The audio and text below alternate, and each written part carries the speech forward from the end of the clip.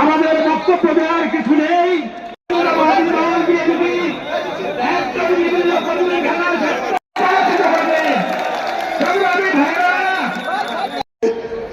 সম্মানিত নেতৃবৃন্দ, আজকে ট্রাক মাত্রায় ভোট দেওয়ার জন্য এই দশমিনাবাসী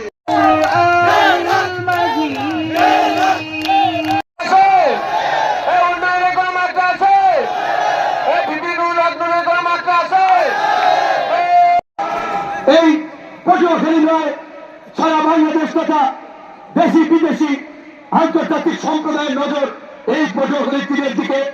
একটি দুষ্টচক্র, একদল দুর্বৃত্ত এই নির্বাচনকে বানচাল করার জন্য, ভোট কেন্দ্র দখল করার জন্য, ভোটের মাঝে প্রভাব বিস্তার করার জন্য হুমকি ধামকি দিয়ে নির্বাচনকে প্রশ্নবিদ্ধ করতে চায়। এই নির্বাচন যদি প্রশ্নবিদ্ধ হয়, আগামী বাংলাদেশ সংকটে পড়বে। তাই আপনাদের দায়িত্ব আপনারা সঠিকভাবে পালন করবেন। আমাদের নেতা কর্মীরা, ভোট কেন্দ্র থেকে ভোটাররা যখন আপনাদের কাছে অভিযোগ দিবে, আপনারা তাৎক্ষণিক ব্যবস্থা নেবেন, সেই কথাটি তাদের সাথে বলে এসেছিলাম।